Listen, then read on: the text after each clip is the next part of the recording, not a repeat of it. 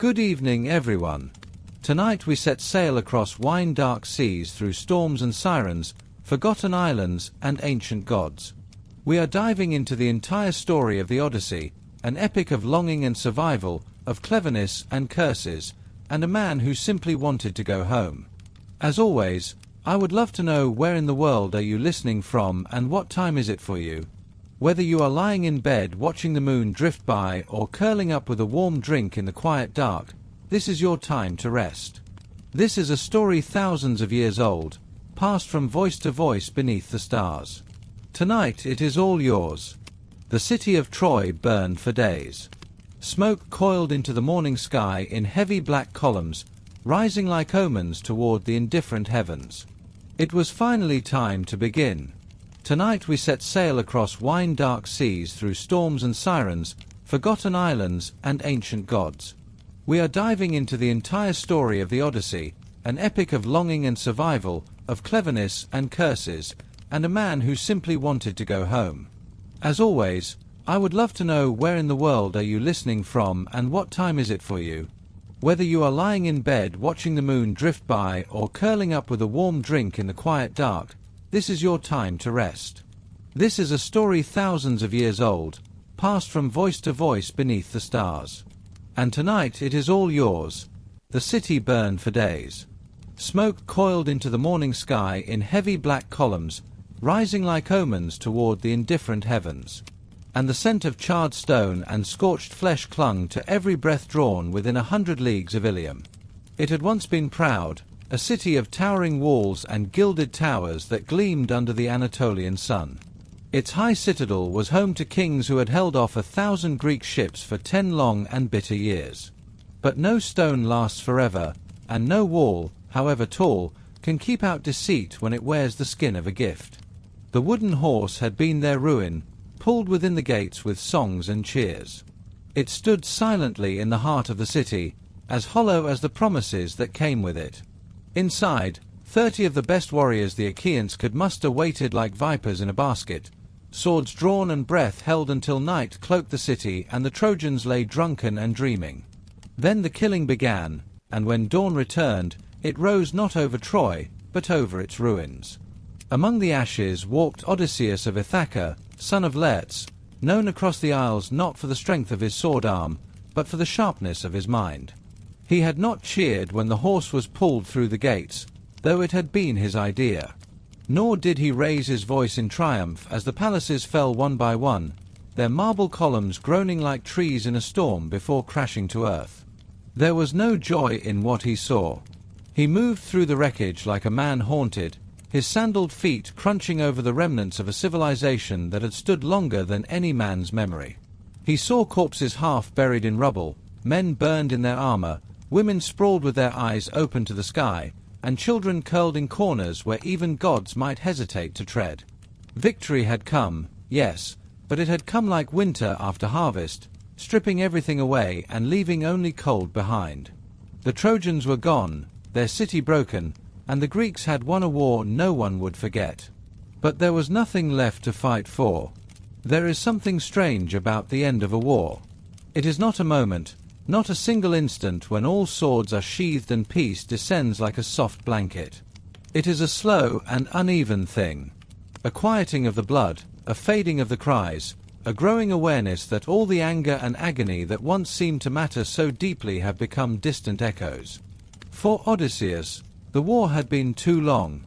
He had left Ithaca with black curls still on his shoulders, with a young son clinging to his wife's leg, and the promise that the gods would see him through. Now he was older, leaner, tempered like iron in the forge of war, and he had seen what lay at the end of glory. The other kings would sail home with their gold and their songs, but Odysseus felt no fire in his chest. He thought only of Penelope, her quiet eyes and patient hands, and of Telemachus, a child he had left behind, who might now be a man.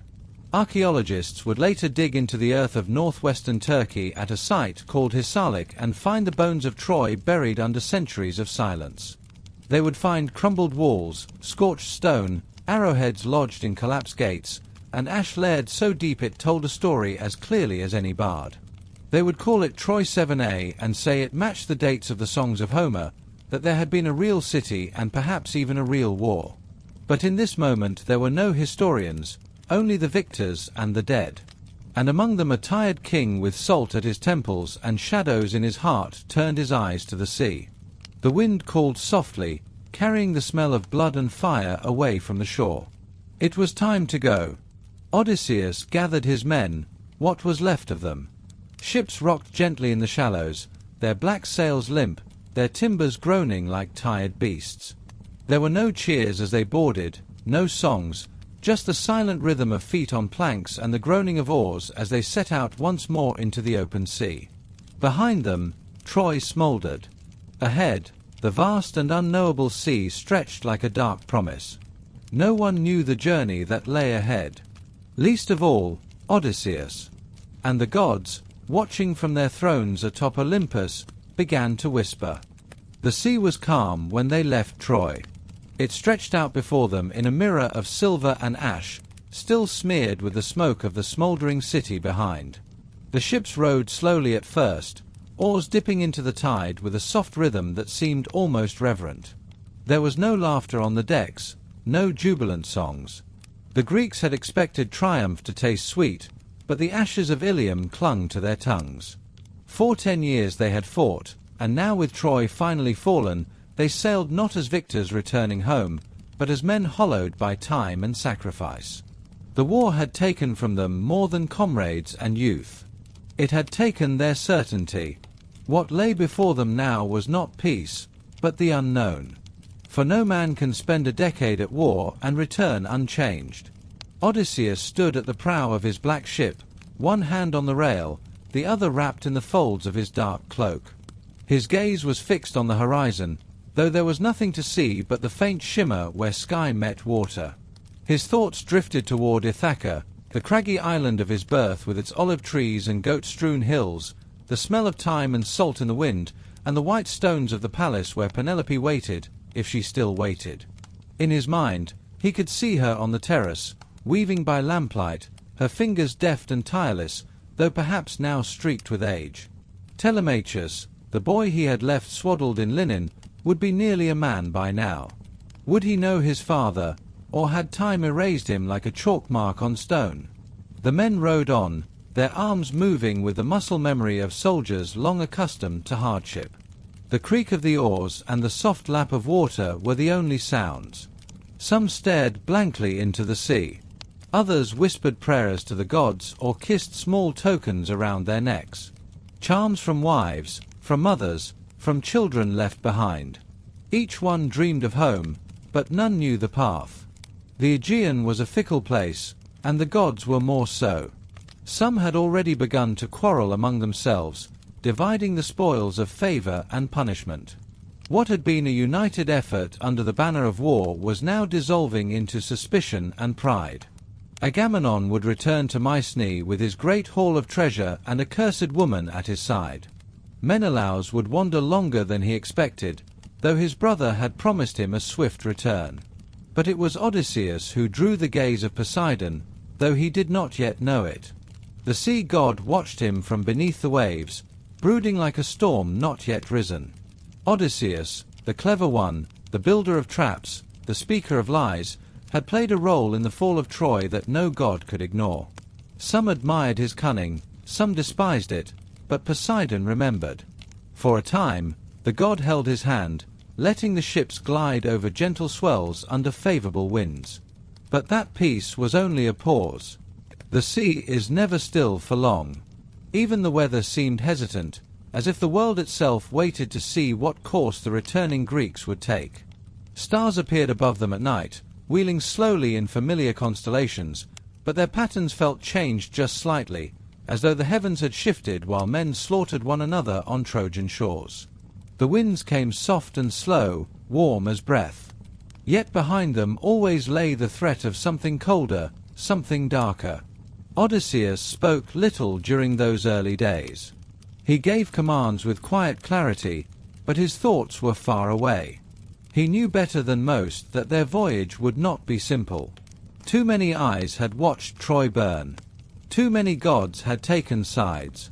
The road home, if it could be called a road, would be carved not by oars or sails alone, but by fate and will and sorrow. The men trusted him, though some whispered that the gods had marked him. They were not wrong. And so they sailed on past the capes and islands that framed the coast of Anatolia, slipping into deeper water, where the horizon widened and the currents grew less familiar. Every morning brought a new sky and a new risk. There were no maps for what lay ahead, only stories.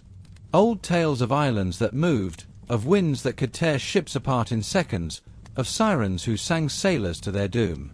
The men had laughed at those stories once. They did not laugh now. Odysseus stood alone at night beneath the stars, listening to the wind and waiting for the next trial.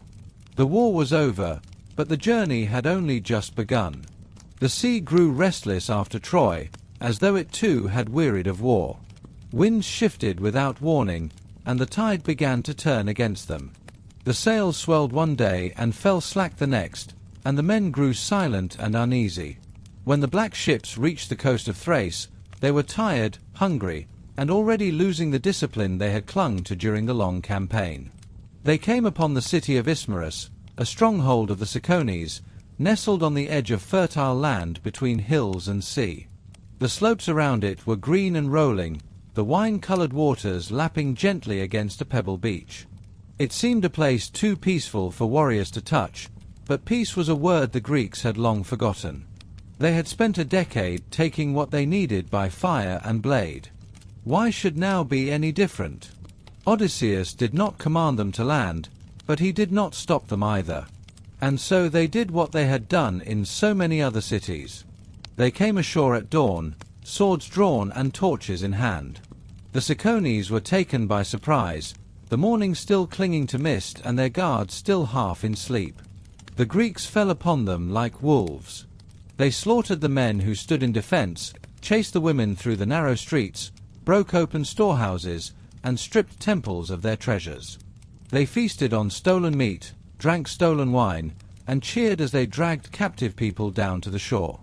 It was not the first time these men had taken a city. It would not be the last. And yet, there was something different in the air at Ismarus. Something heavy, something watching. Odysseus urged them to take what they needed and leave before the gods turned their eyes upon them again. He had seen what pride and delay could bring. He had watched it burn Troy to the ground. But the men did not listen. Drunk on victory and wine, they wanted one more night to revel. They had lost too many comrades. They had won too few spoils. They laughed at caution and wrapped their arms around captive women. They lit fires and sang songs into the dusk, believing that the sea would wait for them, that the land would stay still beneath their feet. It did not. At first light, the Cicones returned, not scattered and broken, but organized, armed, and reinforced by tribes from inland. The hills spilled over with warriors. Bronze flashed in the rising sun. The battle was sudden and merciless. The Greeks, still heavy with wine and sleep, scrambled to form ranks on the beach. Arrows rained down from the ridges. Spears cut through the surf.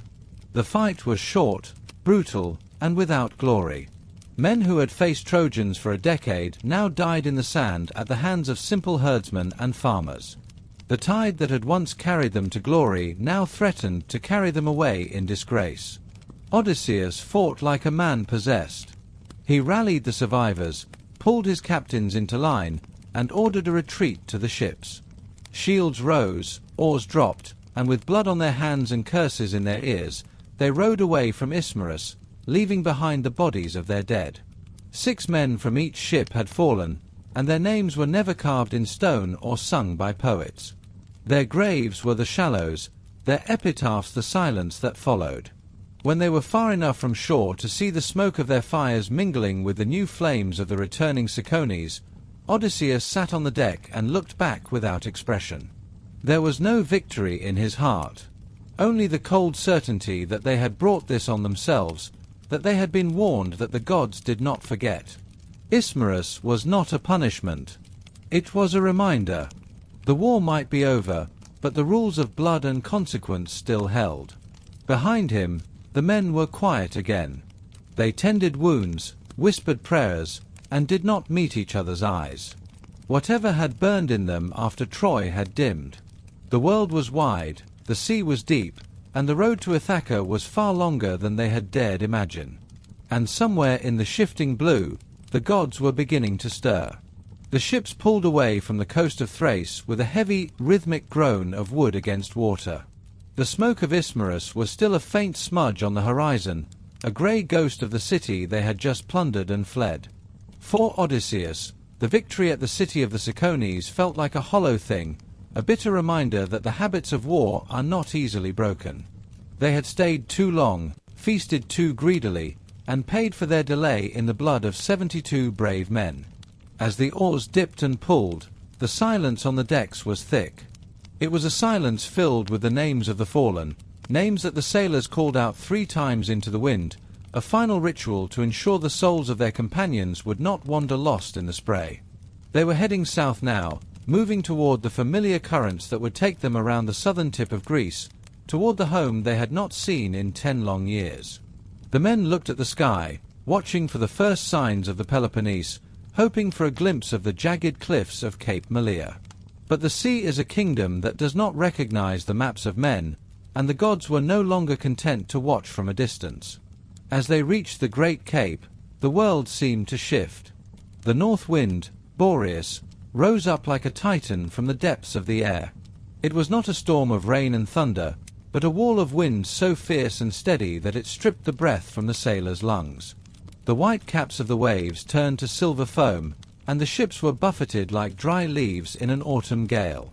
For 9 days, the wind did not relent. It pushed them past the safety of Cythera, driving them further and further south, away from the known world and into a vast, empty blue where the stars seemed to drift in patterns they did not recognize.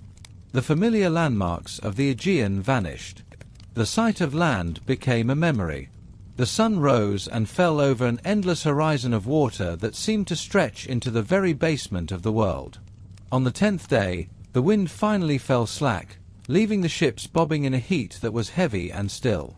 The air smelled of salt and something else, something sweet and floral, a scent that carried across the water like a whispered invitation. They had reached the land of the Lotus Eaters. It was a low-lying coast, shimmering under a sun that felt eternal and kind. There were no jagged rocks here, no steep cliffs or threatening fortresses.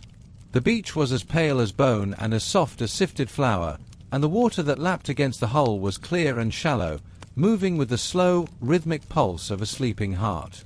Odysseus, ever wary of what the silence of a new land might hide, gave the order to drop anchor. The men moved with a lethargy that had begun to settle into their joints the moment the wind stopped. They were tired. They were hollowed out by a decade of iron and fire, and the gentle warmth of this new shore felt like a balm they had forgotten existed. Odysseus chose 3 men, 2 of his best scouts and a herald, to go inland and discover what kind of people lived in this place. He told them to be cautious, to look for smoke from hearths and signs of stone walls. But as they stepped onto the sand and vanished into the green groves of the interior, they did not look like soldiers. They looked like men who were simply walking into a dream. The island was a place where time seemed to have no grip. The groves were filled with trees that bore a strange, honeyed fruit, a flowering plant that grew in abundance beneath the dappled shade. The people who lived there were not giants or monsters. They did not carry spears or wear bronze armor. They were a quiet people, with eyes that seemed to look through the world rather than at it. They moved with a slow, graceful indifference, and when they met the Greeks, they did not offer gold or cattle. They offered the lotus. It was a gift of peace, a flower, and a fruit that tasted of the sun and the soil. The 3 scouts, hungry for something other than dry grain and salted meat, accepted the offering. They ate, and as the sweetness touched their tongues, the world changed. The memory of the war at Troy did not fade so much as it simply ceased to matter. The images of their wives, their children, and the rocky hills of Ithaca became distant and hazy, like drawings in the sand being washed away by a gentle tide.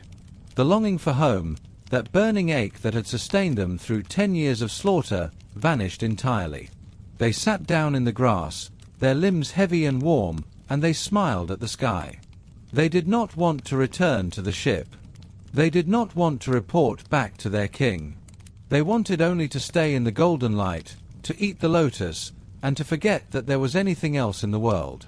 Back at the ships, Odysseus waited. The sun moved across the sky, and the silence from the shore grew longer. He felt the weight of the air, the way the soft winds seemed to pull at his own eyelids, tempting him to step onto the sand and close his eyes.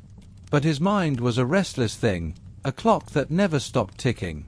When the scouts did not return, he led a small party of men inland to find them. He found them easily enough. They were reclining beneath the shade of the flowering trees, surrounded by the peaceful locals. When they saw Odysseus, they did not stand. They did not salute. They looked at him with a gentle, terrifying pity. They told him that the journey was over. They told him that they had found a place where the heart did not have to hurt. They offered him the fruit, their hands outstretched and open, their faces lit with a bliss that looked like a kind of death. Odysseus saw the danger immediately. It was not a danger of the sword or the spear. It was the danger of the soft heart. He saw that if his men stayed here, they would lose more than their lives. They would lose their names. They would lose their stories. They would become shadows in a garden of forgetting, their ships rotting in the harbor while they drifted into an eternal, mindless peace. The struggle that followed was not a battle of bronze, but of will. Odysseus had to seize his men by the tunics, dragging them across the soft grass while they wept and begged to be left behind. They called him a tyrant. They cried out for the lotus as if it were the only thing that could keep them whole. Their voices, once rough with the commands of war, were now thin and desperate, like the voices of children being taken from a nursery. With the help of his loyal companions who had not tasted the fruit, Odysseus forced the three dreamers back to the beach. He did not listen to their pleas. He did not look at the peaceful people who watched from the edge of the groves with their wide, empty eyes.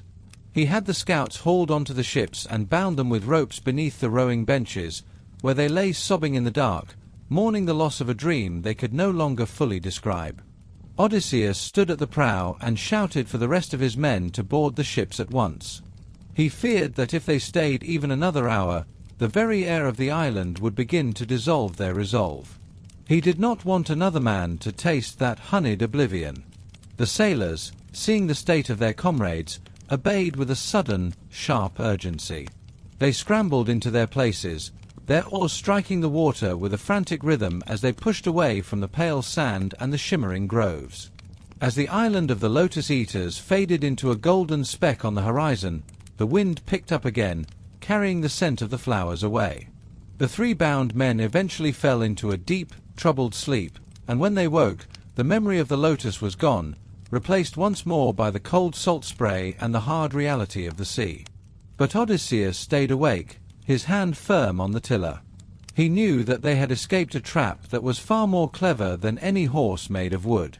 They had survived the temptation of the soft wind and the quiet life, but the sea was wide, and the gods were only just beginning to test the strength of his memory. The journey continued, moving into deeper waters where the shadows were longer and the silence was no longer kind. The wind had carried them away from the land of the lotus, away from the soft forgetting and the golden fruit that tasted like sleep. The oars dipped once more into the wine-dark sea, moving with a rhythm that felt heavier now, as if the water itself had grown thicker with the weight of their journey. Odysseus stood at the prow, his eyes searching the horizon for a landmark that felt familiar, for a star that pointed toward home. But the gods were not yet ready to let him rest. The sea was vast, and the path was hidden beneath layers of mist and the shifting moods of the heavens. They sailed for days through a world that seemed to have no center, where the sky and the water blurred into a single shade of grey, and the only sound was the constant, low moan of the wind in the rigging. They came at last to a land that rose out of the waves like a jagged tooth. It was a place of high, mist-shrouded peaks and deep, shadowed valleys where the earth seemed to follow its own ancient laws. This was the land of the Cyclopes, a race of giants who knew nothing of ships or plows or the gathering of men in council. They lived in isolation, each one a law unto himself, dwelling in the high caves and tending their flocks of sheep and goats. They did not plant grain, yet the earth gave them wheat and barley and vines heavy with grapes, fed by the rain of Zeus and the richness of the soil. It was a wild, lawless place, untouched by the hand of civilization, and it felt as though the very air held a warning. Odysseus led his ships to a small island that lay just off the main coast. It was a beautiful, quiet spot, thick with woods and teeming with wild goats that had never seen a hunter. There were no paths here, no smoke rising from hearths, only the silence of the forest and the soft lap of the tide against the shore. The men landed and feasted on the meat of the goats, drinking the last of the wine they had brought from the ships. They slept on the sand, beneath the light of a moon that seemed too large and too bright for a world so full of shadows. But Odysseus could not settle. He looked across the water to the mainland, where the fires of the giants flickered on the hillsides like fallen stars.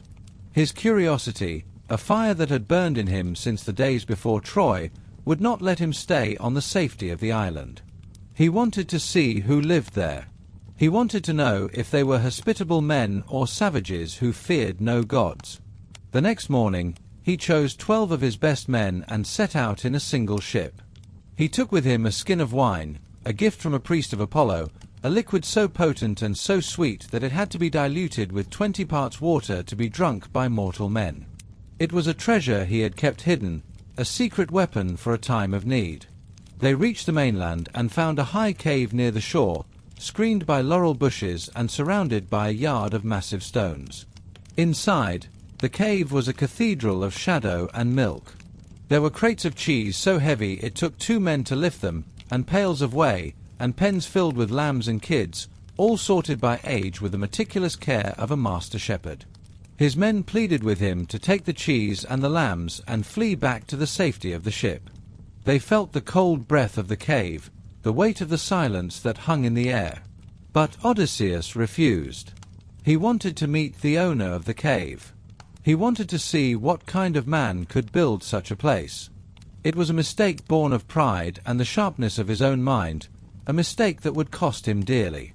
They lit a fire and ate some of the cheese, waiting in the gathering gloom for the shepherd to return.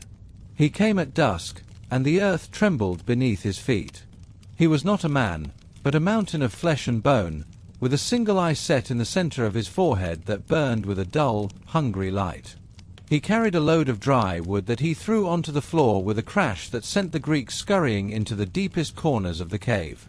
Then, he rolled a stone across the entrance, a slab so massive that 24 teams of horses could not have moved it. He was trapped with his flock, and Odysseus and his men were trapped with him. The giant, whose name was Polyphemus, moved through his chores with a slow, brutish efficiency. He milked his ewes and goats, curdled half the milk for cheese, and set the rest aside for his drink.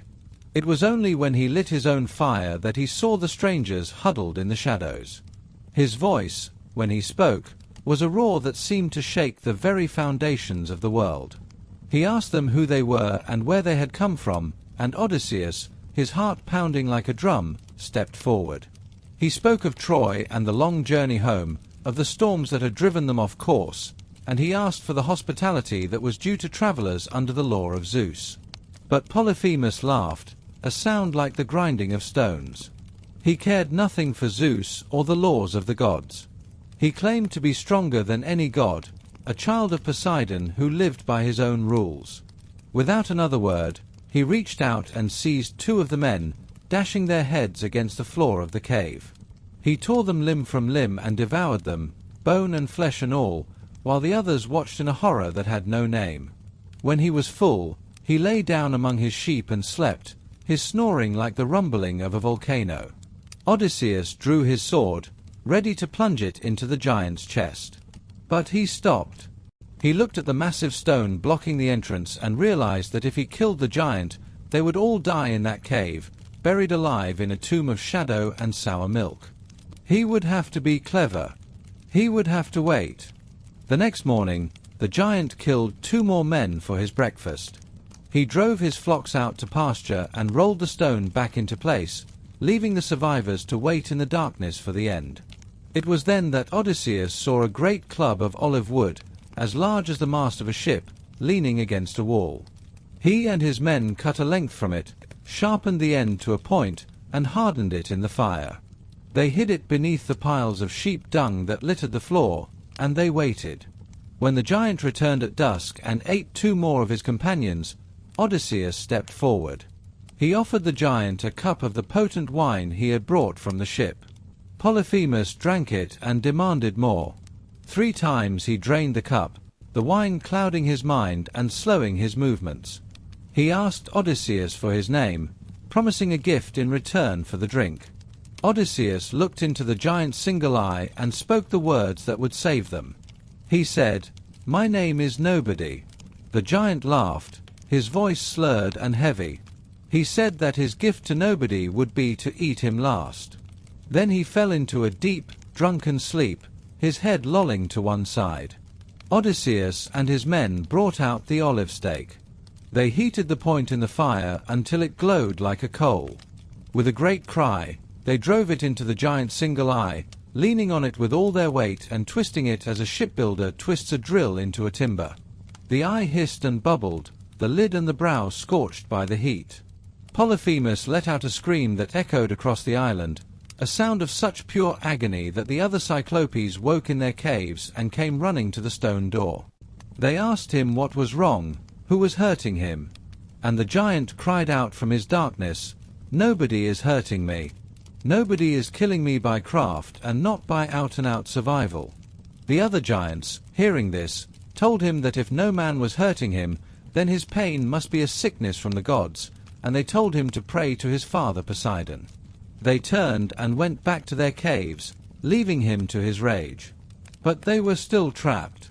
The giant rolled the stone away the next morning to let his sheep out, but he stood in the entrance, his hands outstretched to catch any man who tried to flee. Odysseus, his mind moving faster than the wind, saw the solution. He tied the great rams of the flock together in groups of 3, and he bound a man beneath the belly of the middle ram. He himself chose the largest ram of all, the leader of the flock, and he clung to its thick wool with his fingers and toes, hiding beneath its chest. One by one, the sheep passed through the entrance. Polyphemus felt their backs, searching for the men, but he did not think to feel beneath them. When the great ram reached the door, the giant paused. He spoke to the animal, asking why it was the last to leave when it was usually the first. He lamented his loss of sight and cursed the man who had blinded him. But the ram moved on, carrying Odysseus out into the morning light. They ran for the ship, driving the sheep before them. As they pushed off from the shore, Odysseus could not help himself. His pride, the shadow that followed his every move, rose up in him. He shouted back to the cliffs, telling the giant that it was not Nobody who had blinded him, but Odysseus, son of Laertes, the king of Ithaca. The giant let out a roar of fury. He tore a great rock from the mountain and hurled it into the sea, the splash nearly driving the ship back to the shore. He called out to his father Poseidon, praying that Odysseus would never reach home, or if he did, that he would return late and in a strange ship, having lost all his companions and finding only trouble in his house. The sea began to churn, and the sky turned a deep, bruised purple. Odysseus watched the cliffs fade into the mist, the sound of the giant's cries still ringing in his ears. He had won a great victory, but he had also invited a great curse. The journey continued, moving into deeper waters where the shadows were longer and the silence was no longer kind. He sat at the stern, his hands cold on the wood, and he felt the first touch of a storm that had been waiting for him since the day he left Troy. The path home was now a road of salt and shadow, and the gods were watching from their heights, their whispers lost in the rising wind. The black ships of Odysseus pulled away from the island of the Cyclops with a heavy and fearful rhythm. The oars dipped into the water with a frantic energy at first, as if the men could still feel the heat of the giant's rage and the shadow of the great stones he had cast into the surf. The salt spray stung their faces, and the wind carried the fading echoes of the monster's curse, but as the shoreline of that terrible place slipped beneath the horizon, a strange and hollow silence settled over the decks. The men did not speak of what they had seen. They did not celebrate their escape. They simply pulled at the oars, their eyes fixed on the empty blue, waiting for the weight of the sea to shift once more. Odysseus stood at the stern, his hand white on the tiller, his mind turning over the name he had shouted back at the cliffs. He had claimed his glory, but in doing so, he had invited the eye of a god to follow him. And the sea, which had once been a road, was now a vast and shifting question. After many days of drifting through the trackless reaches of the deep, a new sight appeared upon the rim of the world. It was not a craggy peak or a low-lying marsh, but a wall of shimmering bronze that seemed to rise directly from the waves. This was the island of Aeolia, a floating kingdom that drifted wherever the currents and the whims of the heavens took it. The bronze walls caught the light of the sun and threw it back across the water in long, golden ribbons, blinding the sailors as they drew near. There were no natural harbors here, no jagged rocks or sandy coves, only the smooth and impossible curve of the metal rising into the sky. Behind those walls lay a land of perpetual feast and laughter, a place where the air itself seemed to vibrate with a restless and unseen power. Odysseus and his men were brought into the city, passing through gates that groaned with the sound of 1,000 sighs. This was the home of Aeolus, the son of Hippotas, whom the gods had made the keeper of the winds. He lived in a great palace with his 12 children, and their days were spent in a continuous celebration of life and breath. The halls were filled with the scent of roasted meats and the sound of flutes that played tunes which seemed to change with the direction of the breeze. Aeolus welcomed the wanderers with a kindness that felt like a warm draught on a winter night. He did not ask for their names at first, nor did he demand to see their treasures. He only offered them soft beds and full cups, inviting them to rest their weary limbs and forget, for a time, the salt and the sorrow of the open sea. For a full month, Odysseus remained in the bronze halls of Aeolia. He sat beside the king and told the stories of Troy, of the long siege and the wooden horse, and the many ways a man can lose his soul in the pursuit of victory. Aeolus listened with the fascination of one who lived outside the reach of mortal time. He asked about the great heroes, about the anger of Achilles and the pride of Agamemnon, and he marveled at the cleverness of the man who sat before him. But as the month drew to a close, the longing for Ithaca began to pull at Odysseus once again. He watched the way the curtains fluttered in the palace windows, and he thought of the olive trees of his own home.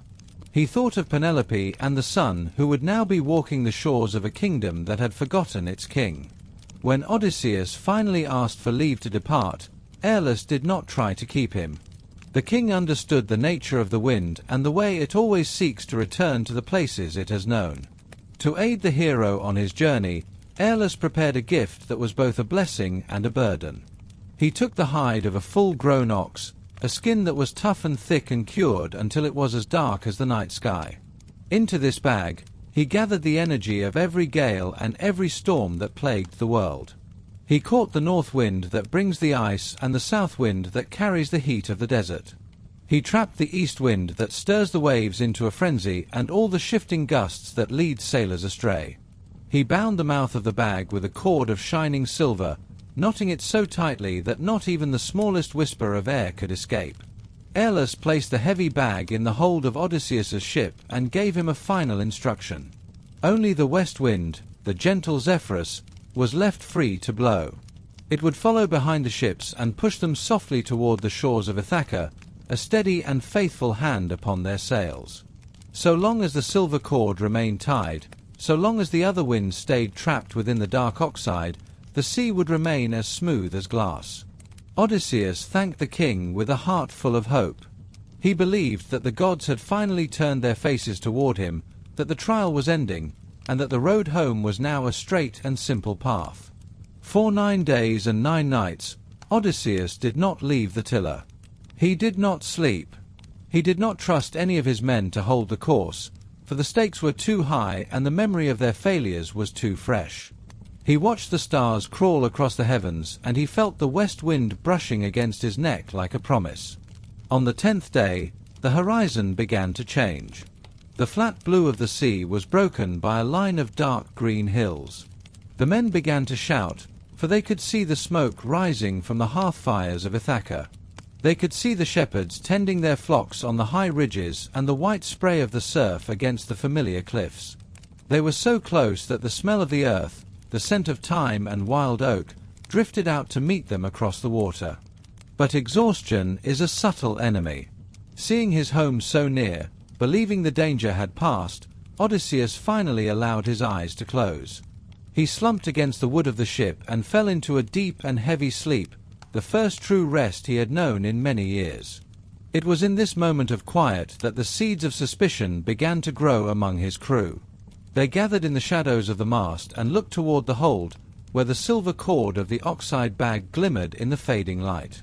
They whispered to one another of the treasures Odysseus must be hiding. They spoke of the gold and silver of Troy that he had kept for himself, and they wondered why they, who had bled and suffered just as much, were returning home with empty hands. The men believed that the bag was filled with wealth from the house of Aeolus. They told themselves that it was only fair to see what lay within, to take their share before they reached the shore and the king reclaimed his throne. With trembling hands, they untied the silver cord.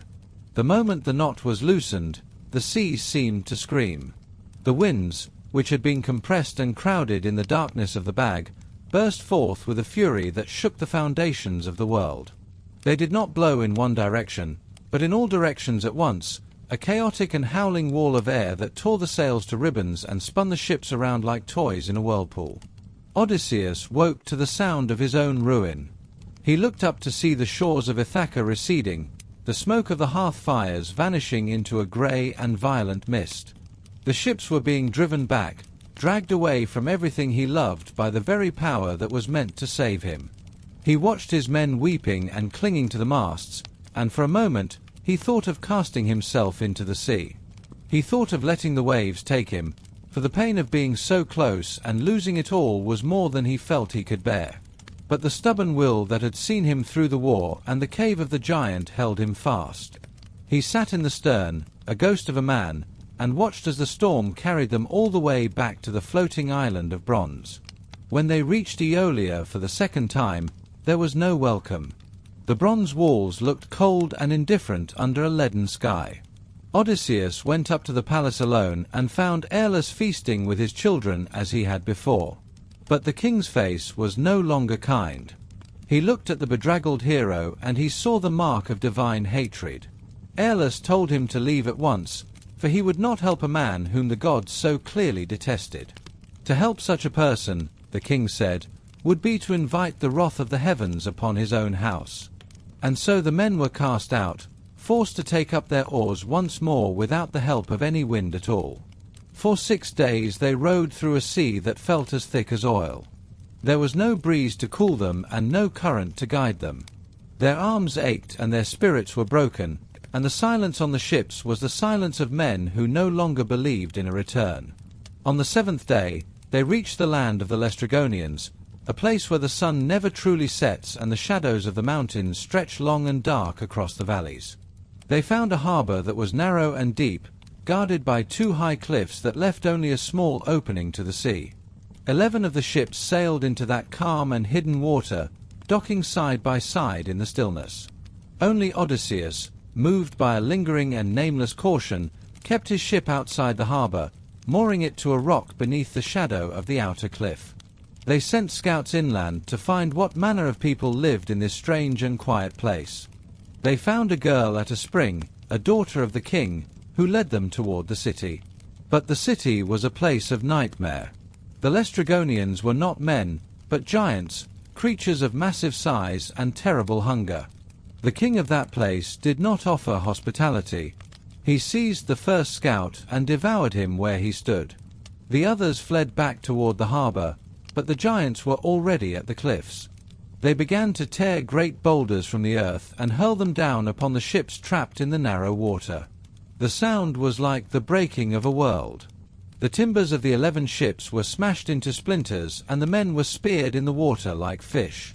There was no room to move and no way to escape. Odysseus watched from the outer sea as his fleet was destroyed in a single morning. He drew his sword and cut the cable of his own ship, ordering his remaining men to row for their lives before the giants could turn their eyes toward the last survivor. They pulled with the strength of the doomed, and as they cleared the cliffs and reached the open sea, they looked back to see the harbor filled with blood and the ruins of their friends. They sailed on, alone now, a single ship in a vast and empty ocean. The men were quiet, their faces masks of salt and grief. They had lost their brothers, their ships, and their hope. They moved through the water like shadows, not knowing where the tide was taking them, or what other horrors the gods had prepared for the road ahead. The wind was gone, the sun was cold, and the path home was now a road of salt and shadow, and the gods were watching from their heights, their whispers lost in the rising wind. The sea does not always roar when it intends to kill. Sometimes it falls into a heavy, suffocating silence, a stillness so deep that the world seems to have forgotten how to breathe. After the horror at the harbor of the giants, after the screams of his men and the shattering of 11 ships, Odysseus found himself upon a sea that offered no answers. Only one ship remained. One hull of dark wood, one mast, and a handful of men who moved across the deck like ghosts who had forgotten they were still alive. They did not speak of the hundreds they had lost. They did not weep for the brothers torn apart on the rocks of the Laestrygonians. There is a kind of grief that is too large for tears, a cold weight that settles in the chest and turns the blood to ice. They drifted. The wind was a faint, mocking thing that carried them toward a low horizon where a single island rose from the blue. This was It appeared at first as a soft green smudge against the sky, a place of low hills and thick forests that seemed to glow with an inner light. There were no jagged cliffs here, no narrow harbors where death could hide in the shadows. The air that drifted from the shore was sweet, carrying the scent of cedar and wild honey and damp earth. It was a land that promised rest, yet Odysseus felt a chill beneath his ribs as he stepped onto the sand. He had learned that the most beautiful shores often held the sharpest teeth. For 2 days, they lay on the beach, too exhausted to move. They slept in the shadow of their ship, their dreams filled with the sounds of crashing stone and the taste of salt. On the 3rd day, Odysseus climbed a rocky height to survey the land. He saw no cities, no smoke from hearths, only a single column of white vapor rising from a dense thicket of oak and pine in the center of the island. It was a quiet signal, a steady pulse of life in a forest that felt unnaturally still. Odysseus divided his remaining men into 2 groups. He would stay with one by the ship, while the other, led by the cautious Eurylochus, would venture inland to find the source of the smoke. They drew lots in a bronze helmet, and it was Eurylochus who led the 22 men into the trees. They walked with their spears leveled, their eyes darting between the trunks, expecting an ambush. But the forest did not attack. Instead, they found something far stranger. In a wide clearing stood a house of polished stone. It was a place of grace and symmetry, its walls gleaming like pearl under the afternoon sun. But it was the guardians of the house that stopped the men in their tracks. Wolves and mountain lions prowled the clearing, their great heads low, their tails brushing the grass. The Greeks raised their shields, expecting a slaughter, but the beasts did not spring. They did not growl. They approached the men like old dogs, fawning and whimpering, their eyes large and full of a profound, unnameable sorrow. They rubbed their silver fur against the soldiers' knees, looking up with a gaze that seemed to plead for a word the men could not provide. From inside the house came the sound of a woman singing. It was a voice that seemed to weave itself into the air, a melody so clear and bright that it felt like a physical touch. Through the open doors, they could see her at a great loom, her fingers moving with a blur of speed as she wove a fabric that shimmered like a cloud. This was Circe, daughter of the sun and the sea. She was a goddess of the earth's hidden powers, a weaver not just of thread, but of fate. When she saw the men, she did not recoil. She stood and welcomed them with a smile that made their hearts hammer against their ribs. She led them inside, past the weeping lions, and seated them on thrones of silver and ivory. She brought them bowls of cheese and barley, honey and dark wine, all mixed with a drop of something clear and cold. The men ate with the hunger of the desperate, their manners forgotten as they tasted the richness of the island. Only Eurylochus stayed outside, his instinct screaming that the piece was too perfect to be true. As the men finished their meal, Circe stepped forward. She carried a wand of polished wood, and as she touched each man lightly on the shoulder, she spoke a single word of command. The transformation was not slow. It was a violent, sudden undoing of the self. Their skin thickened into coarse grey hide. Their hands became hooves. Their faces stretched into snouts, and their screams turned to grunts. In an instant, 22 warriors of Ithaca were gone, and in their place, a huddle of swine milled about the marble floor. They retained their human minds, their memories of home, and the awareness of their own degradation, but their bodies were now those of beasts. Circe laughed, a sound like a silver bell, and drove them out to the pens, tossing them handfuls of acorns as if they had never been kings. Eurylochus fled. He ran through the forest, his breath coming in ragged gasps, until he reached the ship. He could barely speak, his tongue heavy with terror, but the message was clear. The men were lost. The island was a trap. He begged Odysseus to set sail, to leave the forest and the goddess behind and find safety in the open sea. But Odysseus did not move toward the oars. He buckled on his silver-studded sword and slung his bronze bow over his shoulder. He would not leave his men to rot in a pen, even if the enemy was a god. He walked alone into the woods. As he neared the clearing, a young man appeared on the path. He was lithe and beautiful, with a staff of golden wings upon his sandals. This was Hermes, the messenger, sent by the gods who still held a flicker of pity for the Ithacan king. Hermes did not speak of war. He spoke of chemistry and caution. He reached down and pulled a plant from the earth, a strange flower with a milk-white blossom and a root as black as the night. Hermes called it moly. It was a plant that no mortal could dig up on their own, a secret of the earth that granted protection against the charms of the mind. He told Odysseus to eat the root and keep the flower close. When Circe offered her wine, he must drink. When she struck with her wand, he must not fall. He must draw his sword and demand the life of his men. Odysseus reached the house of stone. The lions whimpered at his feet, and the wolves bowed their heads as he passed. Circe welcomed him as she had the others, her eyes bright with the anticipation of a new plaything. She gave him the golden cup, filled with the same honeyed wine and the same dark potion. Odysseus drank it all.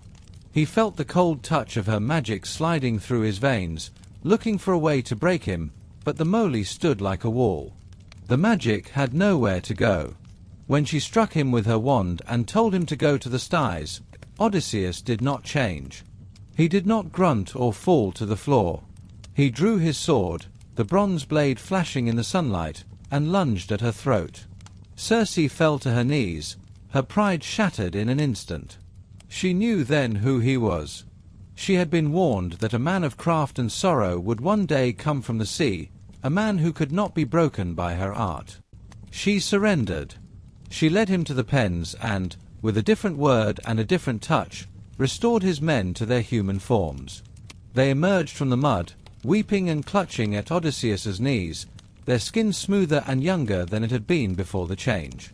The year that followed was a strange, golden blur. The war was over, the giants were gone, and for a time, the men forgot the taste of salt. Scholars have long looked for the island of Circe on the maps of the real world. They point to Mount Circeo on the western coast of Italy, a place that was once an island before the marshes were drained and the land reached out to claim it. They find ancient foundations there, stones that might have been a temple to the sun or a house for a woman who lived outside of time. In the soil of the Mediterranean, they find the remains of ancient herbs, mandrake and poppy and belladonna, plants that can blur the mind and steal the memory.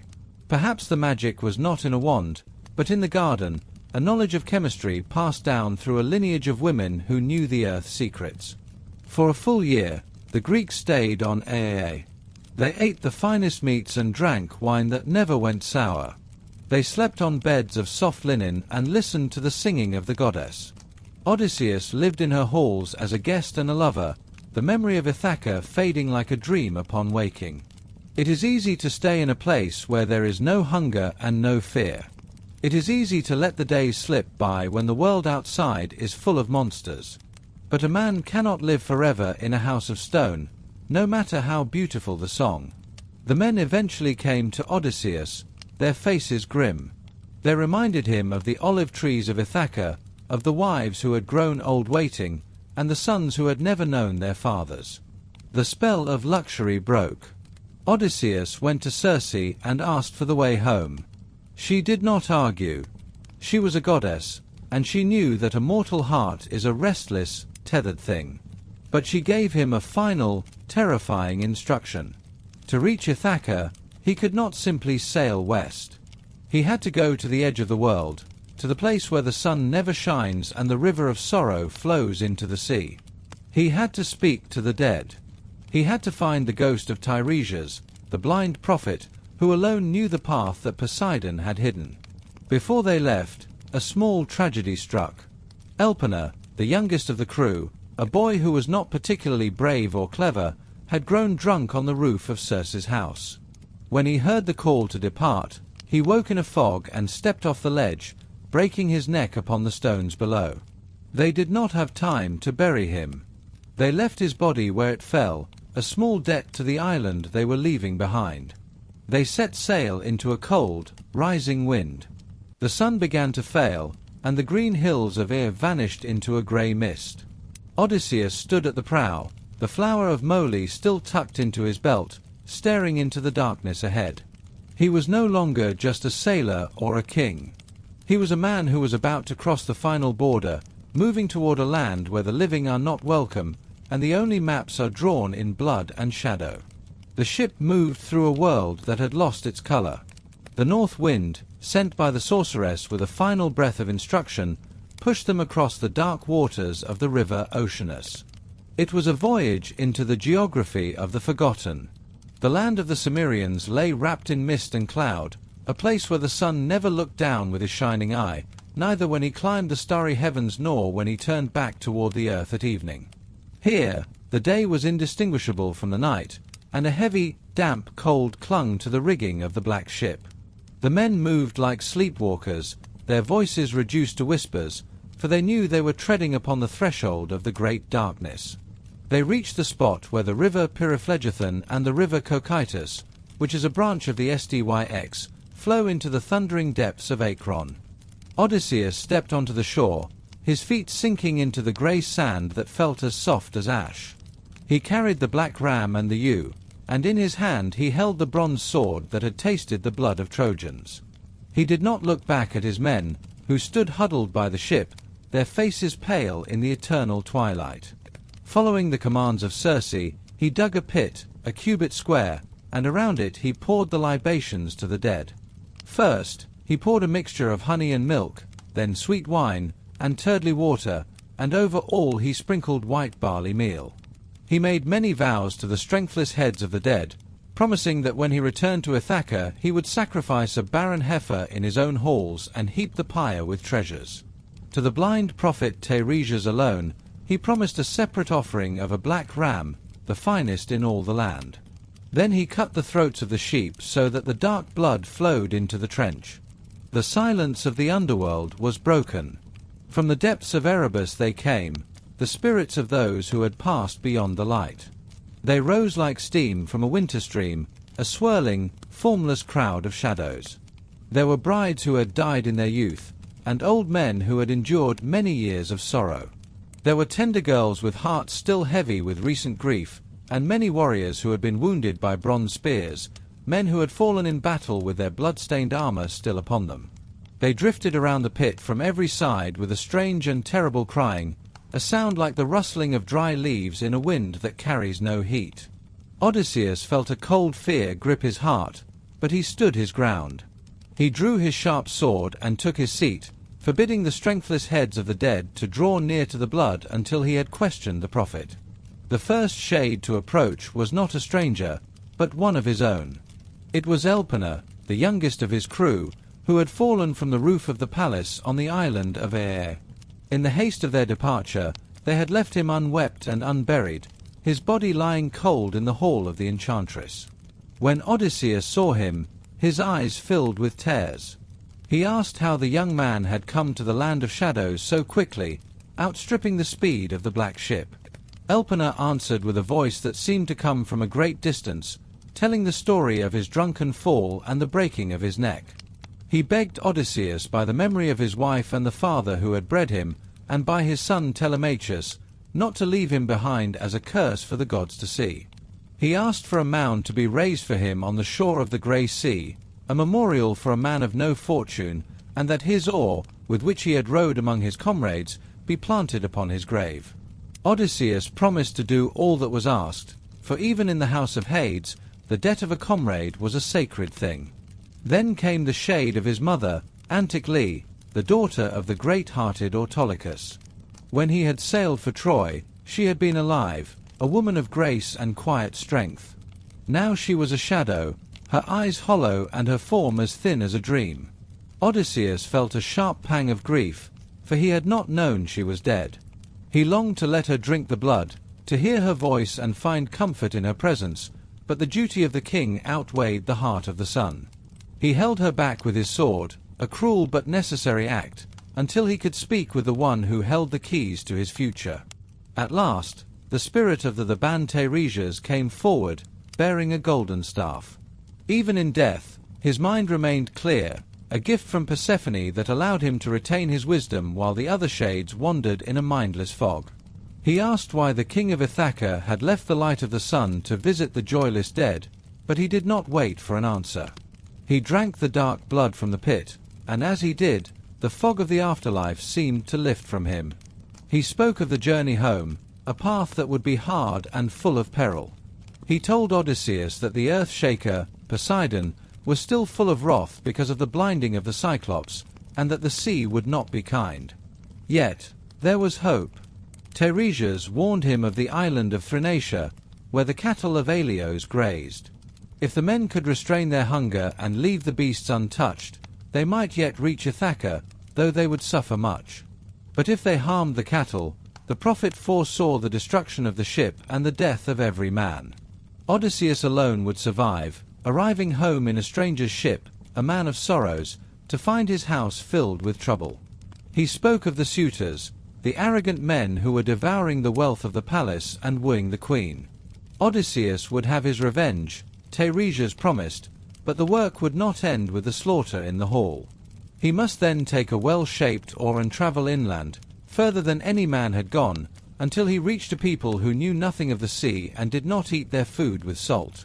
When a wayfarer met him and asked if that was a winnowing fan upon his shoulder, then he was to plant the oar in the earth and offer a sacrifice to Poseidon. Only then, in his old age, would a gentle death come to him from the sea, leaving him in peace among a prosperous people. When the prophet had finished his word and retreated into the darkness, Odysseus turned back to his mother. He allowed her to drink the blood, and as the strength returned to her shadow, she recognized her son. She asked how he had come to this place while still among the living, and he told her of his long wandering and the necessity of the prophecy. Then he asked of his home, of his father Laertes, and of the wife he had left behind. Anticle told him that Penelope still waited with a steadfast heart, though her nights were spent in weeping and her days in sorrow. She told him that his son was growing into a man of honor, but that his father had retreated to the countryside, living like a servant and grieving for the son he believed was lost. As for herself, she told him that she had not died of disease or a sudden stroke, but of longing. The memory of his kindness and his wisdom had been the thread that finally broke, pulling her down into the silent kingdom. Odysseus, moved by a desperate love, tried to clasp the spirit of his mother in his arms. 3 times he sprang toward her, and 3 times she flitted through his hands like a shadow or a dream. He cried out in agony, asking if this was a trick of Persephone to increase his grief, but his mother explained that this was the law of the dead. When the spirit leaves the white bones and the sinews no longer hold the flesh together, the soul flits away and hovers like a dream. It was a lesson in the fragility of life, a reminder that the glory of the world is but a brief light before the long evening. After his mother departed, the pit was visited by a long procession of women, the wives and daughters of great men. They came one by one, each telling the story of her lineage and the sorrows she had endured. There was Tyro and Antiope, Alcmene and Epicast, who had unknowingly married her own son and brought ruin upon the house of Oedipus. There were those who had been loved by gods and those who had been betrayed by men. Odysseus listened to them all, for in the house of Hades, every story has the same weight. When the women had passed, the shades of the heroes of Troy began to appear. Agamemnon, the son of Atreus, came forward, still surrounded by the spirits of the men who had died with him at the banquet of Aegis thus. He told the bitter story of his homecoming, how his own wife Clytemnestra had prepared a trap for him, and how he had died not on the battlefield, but at his own table, like an ox at the stall. He warned Odysseus never to be too soft even with his own wife, for the age of innocence had passed away from the world. Then came the shade of Achilles, the greatest of the Achaeans. Odysseus hailed him as a prince among the dead, saying that since he had won such glory in life, his lot in the afterlife must be honorable. But Achilles answered with words that have echoed through the centuries. He told Odysseus not to speak lightly of death. He would rather be a hired hand on the farm of a man with no land and little to eat, than to be king over all the perished dead. He asked of his son, Neoptolemus, and when Odysseus told him of the boy's bravery and prowess in the final days of the war, the spirit of Achilles strode away across the meadow of Asphodel, proud and satisfied in the knowledge of his son's greatness. He saw the shade of Arjux, the son of Telamon, who stood apart from the others. Even in death, his anger burned. He would not speak to Odysseus, for he still remembered the judgment of the arms of Achilles, which had been awarded to the king of Ithaca instead of himself. Odysseus spoke to him with kind words, asking him to put aside his wrath, but the shadow remained silent and turned back into the darkness. He saw Minos, the glorious son of Zeus, wielding a golden scepter as he sat in judgment over the dead. He saw the giant Orion, hunting the shadows of the beasts he had killed in life. He saw the torment of Tantalus, standing in a pool of water that receded whenever he stooped to drink, with fruit hanging above him that the wind blew away whenever he reached to eat. He saw Sisyphus, straining with both hands to push a monstrous rock up a hill, only for it to roll back down to the plain every time he reached the summit. Finally, the hero saw the image of the mighty Heracles, though the hero himself was among the immortal gods on Olympus. The shade of Heracles spoke of the labors he had performed under the sun, telling Odysseus that even a son of Zeus must endure a life of toil. But as he spoke, the crowd of ghosts began to grow, their voices rising into a terrifying clamor that shook the very foundations of the earth. Odysseus feared that Persephone might send the head of the Gorgon, the hideous monster that turns men to stone, to blast his life away. He fled back to the ship and called to his men to cast off the hawsers and take their seats at the oars. They obeyed with frantic speed, and the ship moved out onto the river Oceanus once more. Behind them, the land of mist and the silent kingdom faded into the grey horizon. They had looked into the eyes of the past and heard the whispers of the future, and now they turned their prow back toward the world of the living, where the sun still shone and the sea still waited to test their resolve. The transition from the land of the dead back to the sunlit world is not a sudden thing. It is a slow awakening, a gradual thinning of the mist until the grey water turns to a deep and vibrant blue once more. They left the shore of the Cimmerians behind, where the sun never shines and the breath of the ancestors lingers like frost on the skin. The ship moved through the current of the great river ocean, and as they crossed the threshold back into the familiar waves of the Middle Sea, the men began to breathe again. Their lungs, which had grown heavy with the damp and hollow air of the underworld, now tasted the salt and the spray of the living world. They returned to the island of Aea, the home of Circe, whose hair was braided in gold and whose eyes held the secrets of the earth. The first task upon their return was one of sorrow and duty. They found the body of young Elpenor, the comrade who had fallen from Circe's roof before their departure to the dark lands. As they had promised his shade in the house of Hades, they built a mound of earth upon the headland where the sea could always watch over him. They burned his armor and planted his or atop the grave, a silent monument to a life cut short in the middle of a dream. The wind hissed through the grass, and the men stood in a circle, their heads bowed. They were fewer now than when they had first landed on this shore, and the weight of their losses felt heavier under the bright, indifferent sun. Circe met them with gifts of wine and meat, but her face was grave. She took Odysseus aside, away from the flickering fires and the weary laughter of his men. She spoke of the path that lay ahead, a road carved through the most treacherous waters the gods had ever devised. She told him of the Sirens, whose voices were a snare for the soul. She told him of the wandering rocks, which crushed ships like dry leaves between fingers of stone. And she spoke of the impossible choice between two horrors, the six-headed Scylla and the whirlpool Charybdis. There is no way home that does not bleed, she told him. No path that does not demand a price in flesh and spirit. Odysseus listened with the stillness of a man who has already seen the end of his own life. He committed her words to his memory, locking them away like treasures in a heavy chest. When the dawn came, rose-colored and soft, they set sail once more. The wind was a gift from Circe, a steady breath that pushed them away from the island of enchantments and toward the first of their trials. The air began to change as they neared the meadows of the Sirens. The wind, which had been their constant companion, suddenly died away. The sea became flat and polished, like a sheet of silver hammered thin. The sky was vast and empty, and a strange, heavy silence settled over the deck. Odysseus stood among his men and told them what must be done. He took a great cake of beeswax and kneaded it in his hands until it was soft and warm.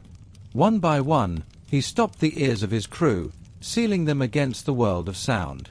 They were to row with all their strength, looking neither to the left nor the right, and they were not to stop until the danger had passed. For himself, Odysseus chose a different path. He desired to hear the song that had led so many to their ruin. He commanded his men to bind him to the mast, wrapping the thick ropes around his waist and his arms until he was part of the ship itself. "If I beg you to set me free," he warned them, "if I command you to cut the ropes or leap into the sea, you must only bind me tighter. Use more rope. Throw more knots. Do not listen to the man I will become when the music begins." Then, from the shimmering distance, the song arrived. It was not a sound that entered through the ears alone. It was a melody that vibrated in the marrow of the bone. The Sirens sat upon a flowery meadow, their shapes pale and beautiful, but beneath them lay the white bones of 1,000 men, half hidden by the grass. Their voices were like honey and velvet, singing of things that only Odysseus could truly know. They sang of the fields of Troy.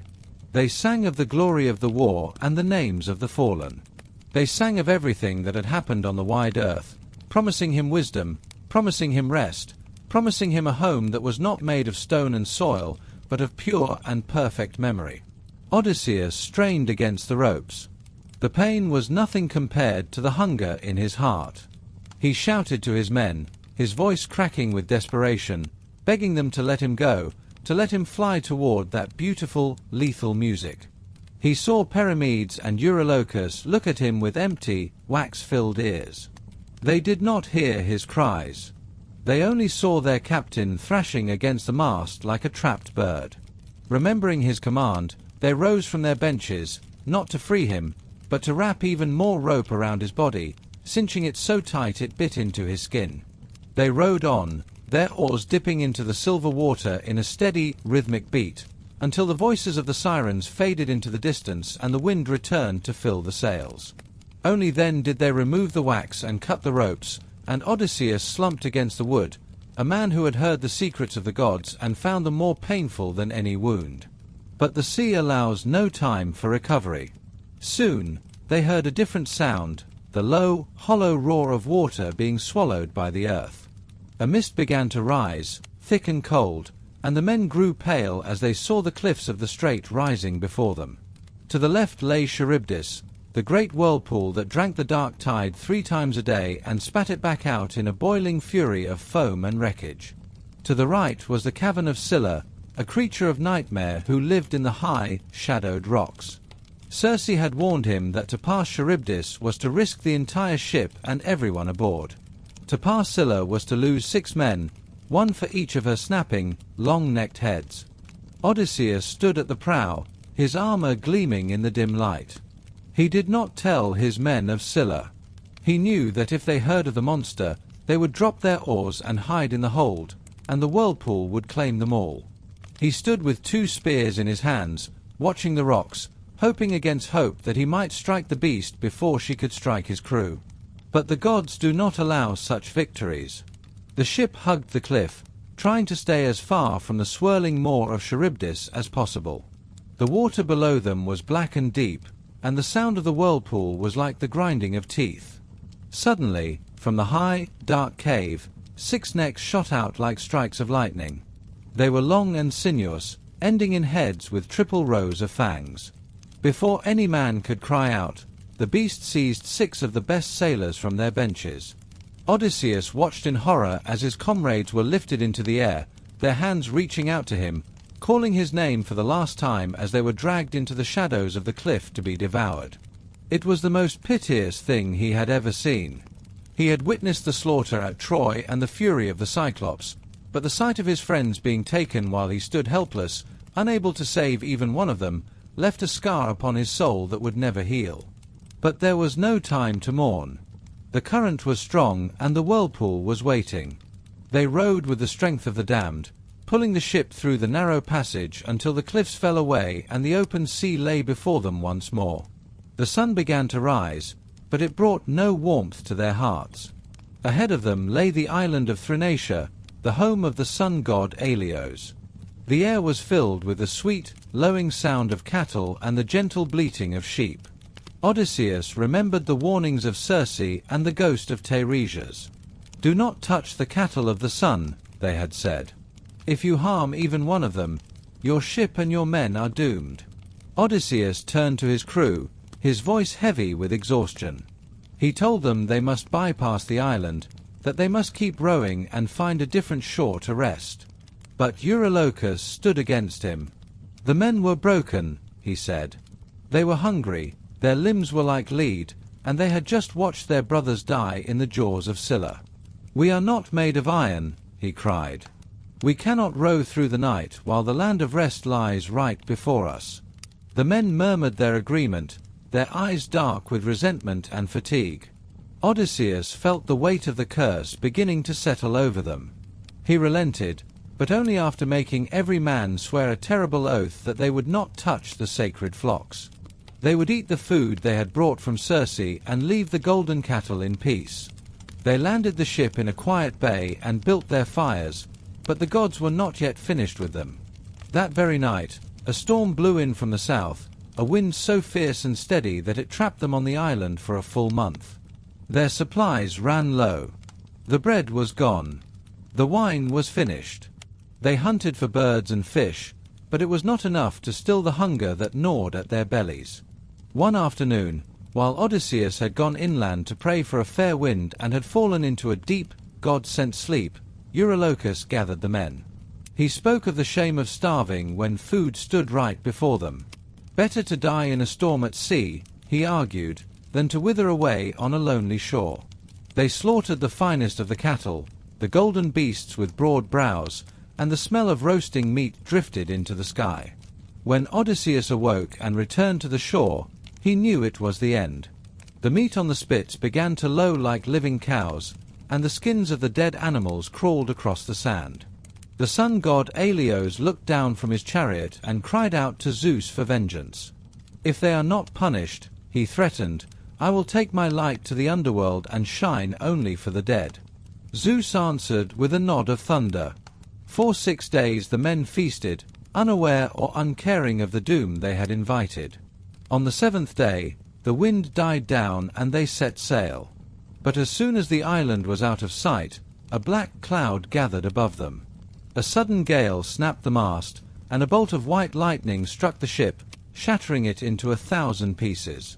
The men were thrown into the wine-dark sea, vanishing beneath the waves as the ship went down. Only Odysseus remained, clinging to a piece of the mast and the keel, floating alone in the vast, empty ocean. The sun rose and set, and the currents carried him back toward the whirlpool and the monster, but he clung to his life with the stubbornness of a man who refused to be forgotten. He was a king without a kingdom, a captain without a crew, a wanderer lost in the swelling tide, waiting for the gods to decide if he had suffered enough. The sea had finally grown tired of its own rage. The waves that had once reached for the stars like the hands of a drowning giant now settled into a low and rhythmic pulse, a soft heartbeat against the jagged edges of the world. Odysseus drifted in the shallows of a new land, a shore that felt as though it had been carved from the very substance of a dream. He was no longer a man of war, no longer a king of a rocky isle. He was a piece of salt-stained timber, a shadow cast by the setting sun, held aloft by the grace of a sea veil and a stubborn refusal to vanish into the deep. The water here was different, clearer than the Aegean, colder than the currents of the Lotus Eaters, and smelling of minerals and deep, ancient stone. He crawled from the surf like a creature emerging from the dawn of time. His fingers, raw and white from the brine, dug into the pebbles of a river mouth. The land did not greet him with the roar of lions or the shouts of soldiers. It greeted him with the heavy, sweet scent of wild olive trees and the distant, silver sound of falling water. Behind him, the great ocean sighed, its work finished for the moment. Ahead lay a forest of thick green, a sanctuary where the light of the sun struggled to touch the damp earth. Odysseus dragged his broken body into the shelter of 2 olive trees, one wild and one grafted, which grew so closely together that the wind could not pass through their leaves. He buried himself in a deep bed of fallen foliage, pulling the dry, crackling leaves over his chest as if they were a golden shroud. Sleep did not come as a thief, but as a long-awaited friend, pulling him down into a darkness where there were no ships, no monsters, and no memory of the wine-dark sea. While the wanderer slept, the gods moved in the high halls of the city that sat upon the cliffs above. Scheria was a place of peace, a kingdom of the Phaeacians who lived on the edge of the world and knew nothing of the scars of Troy. Their ships were not made of wood and rope alone, but of thought and will, vessels that could find any harbor without a pilot or a star. Their king, Alcinous, was a man of quiet wisdom, and his daughter, Nausicaa, was a girl whose heart was as bright as the morning. In the stillness of the night, Athena drifted into the princess's bedchamber, appearing as a friend in a dream. The goddess spoke of the coming dawn, of the need to wash the royal linens by the river, and of the hidden thread of fate that was about to be pulled tight. When the sun finally rose over the forbidden shore, it was pale and steady. Nausicaa woke with the dream still clinging to her eyes like mist.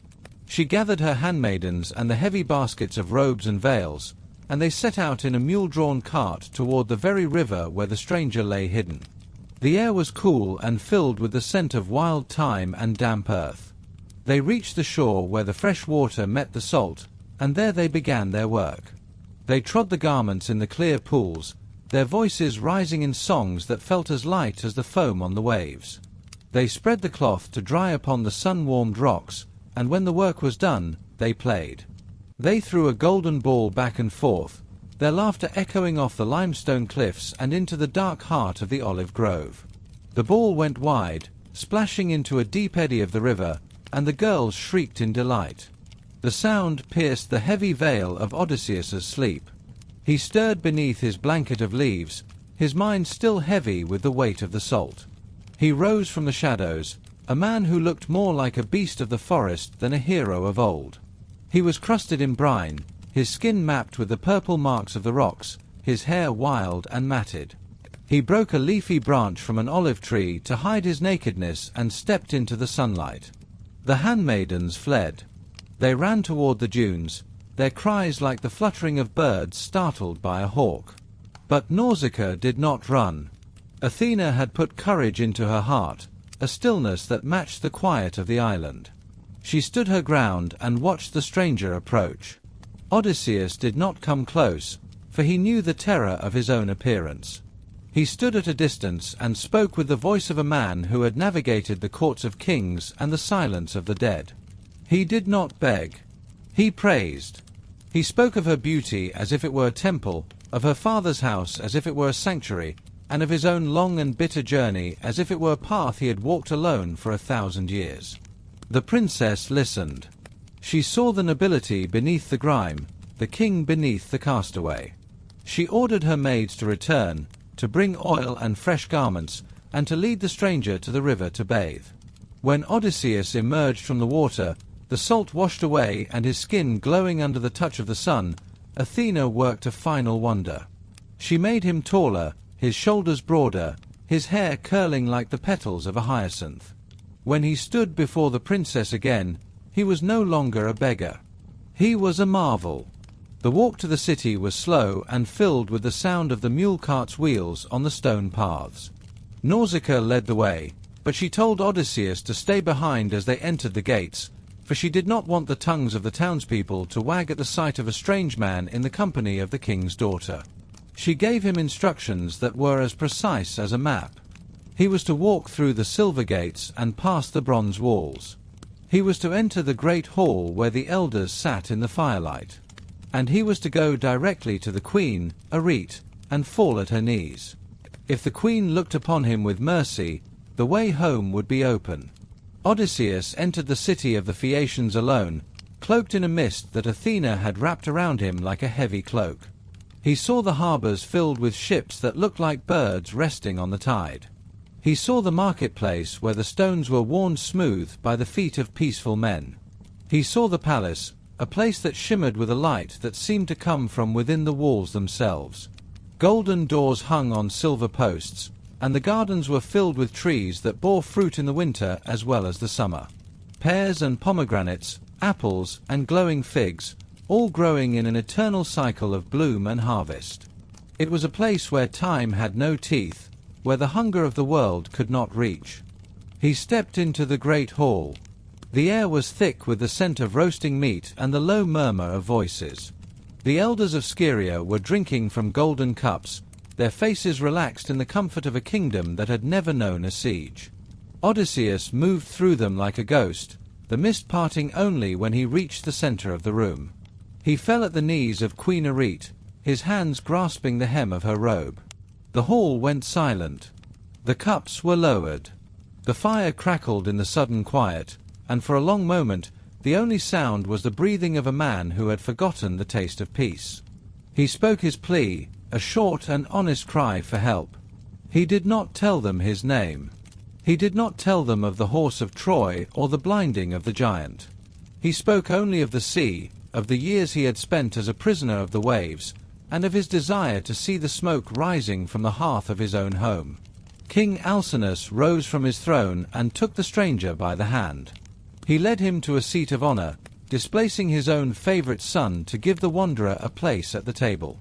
They gave him food and wine, and they treated him not as a beggar, but as a guest sent by the gods themselves.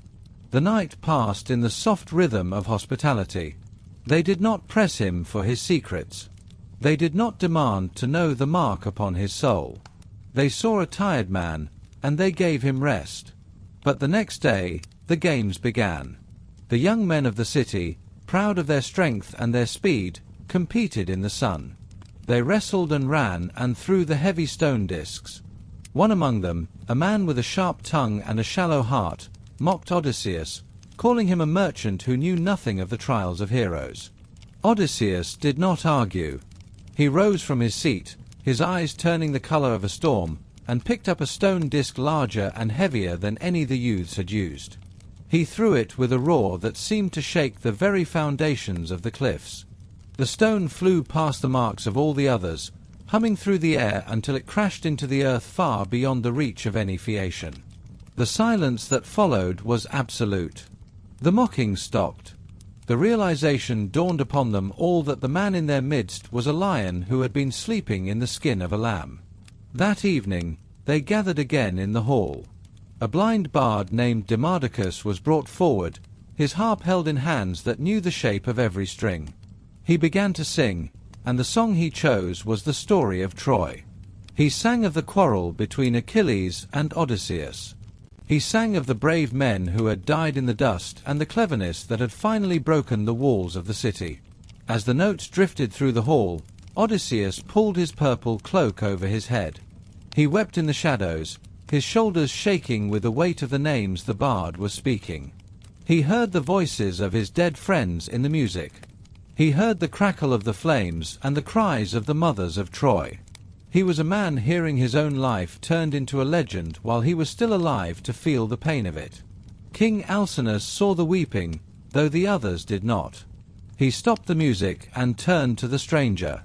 The firelight played across the king's face, and his voice was gentle but firm. He said that the time for secrets had ended. He asked the stranger to tell them who he was, what city claimed him, and why the songs of Troy made him weep as if for his own kin. Odysseus lowered his cloak. He looked at the faces around him, the peaceful people who had never known the scent of charred stone or the weight of a blooded sword. He drew a long breath, a breath that seemed to hold all the salt and the sorrow of 20 years. He spoke at last, his voice steady as a falling tide. He told them that he was Odysseus, son of Laertes, a man known to the world for his many schemes and his long journey. And then, in the quiet of the hall, beneath the watchful eyes of a kingdom on the edge of the world, he began to tell them the entire story of how he had come to be a ghost on their shore. He spoke of the Cicones and the Lotus Eaters. He spoke of the cave of the one-eyed giant and the winds that had been lost in a leather bag. He spoke of the witch who turned men into swine and the long trek through the land of the dead. Each word was a stone laid in a path that led from the ashes of Troy to the sunlight on this forbidden shore. The Phaeacians listened, and the night grew old, but no one moved, for they were hearing the story of a man who was finally, slowly, finding his way back to himself. The story that Odysseus told to the Phaeacians reached its quiet end. He had spoken of the thunderbolt and the splintering wood, the screams of his men and the cold, dark weight of the sea. He had told them how the waves had claimed the last of his ships and the last of his friends, leaving him alone in the vast and indifferent blue. For 9 days and 9 nights, he had drifted upon a single timber, a man who had been a king, a man who had been a warrior, now reduced to a speck of human debris tossed by the currents. On the 10th night, the sea finally pushed him toward a shore he did not recognize. It was the island of Ogygia, the center of the ocean, a place where time seemed to fold in upon itself like a sleeping flower. It was here that Calypso found him, the nymph with the braided hair, the daughter of Atlas, whose beauty was as ancient and unchanging as the stones of the earth. 7 years. It is a long time for a man to live in a dream. When Odysseus first washed onto the pale sands of Ogygia, he was a broken thing, his skin white with salt and his mind clouded by the ghosts of those he had lost. Calypso had taken him into her cave, a high and vaulted grotto draped in the green vines of grapes and the purple blossoms of violets. Inside, a fire of cedar and split sandalwood burned constantly, sending a fragrance of spice and earth into the air that could be smelled for leagues across the water. 4 springs of clear water flowed from the rocks, winding their own separate paths through meadows thick with parsley and soft grass. It was a paradise, a sanctuary that knew no winter, no war, and no hunger. For those first weeks and months, the peace was a mercy. Odysseus ate the divine food that Calypso set before her, the ambrosia and nectar of the gods, and he slept in beds of soft linen while the wind whispered through the poplars outside. But as the first year turned to the second, and the second to the third, the beauty of the island began to feel like a weight. Ogygia was a prison of perfection. There were no paths that led away from the shore, no ships that visited the harbor, and no voices other than the song of Calypso as she sat at her golden loom, her shuttle moving back and forth with a rhythmic, hypnotic click. She loved him, or at least, she loved the presence of him. She offered him the one thing that every mortal man in the history of the world had craved. She offered him immortality. She told him that if he stayed, she would strip away the years from his brow. She would make him ageless, a god among the trees, someone who would never know the cold grip of the grave or the slow fading of the mind. He would never have to worry about the storms of Poseidon or the whims of Zeus again. He could live in the eternal afternoon of her island, where the grapes were always sweet and the sun never scorched. Yet, every day, when the sun reached its highest point, Odysseus would leave the cave and the singing and the scent of cedar. He would walk to the very edge of the island, where the waves crashed against the jagged black rocks, and he would sit. He would sit for hours, his gaze fixed on the western horizon, searching for a smudge of smoke or a jagged cliff that might be Ithaca. He wept. He did not weep like a soldier in the heat of battle, but like a man who was slowly being erased by silence. The immortality Calypso offered him was a hollow gift, for it meant the death of his story. If he stayed, he would never be the husband of Penelope again. He would never be the father of Telemachus. He would be a nameless shadow in a beautiful garden, and for Odysseus, that was a fate worse than any death the sea could provide. The years stretched on, one blending into the next until the seasons themselves seemed to lose their meaning. He remembered the smell of the olive trees in his own courtyard. He remembered the sound of the goats on the craggy hills of his home. He remembered the face of his wife, though each year it grew a little more difficult to hold the image steady in his mind. He was a man suspended between two worlds, the divine and the mortal, and he was beginning to wonder if the gods had simply forgotten he existed. But on the heights of Olympus, eyes were watching. Athena had not forgotten her favorite hero. She had waited for the right moment, for a time when the sea god Poseidon was far away, feasting among the Ethiopians at the edge of the world. She stood before Zeus in the great hall of the gods, her grey eyes sharp and her voice full of a quiet, steady pressure. She spoke of the man on the island, the clever king who had given so much to the cause of the Greeks, and who now sat on a rock and prayed for nothing more than to see the smoke rising from his own hearth before he died. Zeus looked down from his throne of clouds and lightning. He saw the justice in her words. He saw that the punishment of Odysseus had gone on long enough, that the balance of the world required the wanderer to find his rest. He summoned Hermes, the messenger god, the one with the winged sandals of gold and the wand that could bring sleep to the eyes of men or wake them from the deepest dream. Zeus commanded him to fly to Ogygia, to tell the nymph that the time of her guest was finished. The decree was absolute. Odysseus was to be allowed to go home. Hermes took to the air, gliding down from the peaks of Olympus like a sea gull that dips and dives through the crests of the waves. He crossed the great stretch of the violet sea until the island rose before him. He found the island just as it always was, a place of heavy scent and eternal song. He walked through the meadows and entered the cave of Calypso. She knew him at once, for one god always knows another, no matter how far apart they dwell. She offered him a chair of polished silver and a cup of red nectar, but Hermes remained standing. He delivered the message of Zeus with the cold clarity of a herald. Calypso shivered as she heard the words. She spoke with a voice that was full of the bitterness of the lonely. She accused the gods of jealousy, of always interfering when a goddess found a mortal man to love. She reminded Hermes that she had been the one to save him, that she had plucked him from the waves when he was nothing but a gasping wreck. She had given him her heart and her home, and now the lords of the sky wanted to take him away to a world of age and sorrow and death. But even she could not defy the king of the gods. She bowed her head and agreed. She would let him go. She found Odysseus on his usual rock, his back to the island and his eyes on the sea. She stood behind him for a moment, watching the way his shoulders slumped with the weight of his longing. She told him that she would no longer keep him. She told him he must build a raft, for she had no ships and no crew to give him. She would provide the tools and the supplies, but the labor and the risk would be his own. Odysseus did not believe her at first. He suspected a trap, a final trick to lure him into the deep water where he would be helpless. He made her swear a great oath, the oath of the Styx, which even the gods fear to break, that she would work no secret mischief against him. She swore it, her voice soft and sad, and for the first time in 7 years, a light returned to the eyes of the king of Ithaca. The work began at dawn. For 4 days, Odysseus labored with the intensity of a man who was carving his way out of a tomb. Calypso brought him a heavy axe of bronze with a handle of olive wood, and she showed him where the tallest trees grew. He felled 20 trees, the alder and the poplar and the fir that reached toward the clouds. He stripped their bark, hewed the logs straight with a line, and bored holes for the pegs. He built a floor of long timbers and raised a deck. He fashioned a mast and a yardarm, and a rudder to steer his course. Calypso brought him cloth for the sails, and he stitched them strong to catch the wind.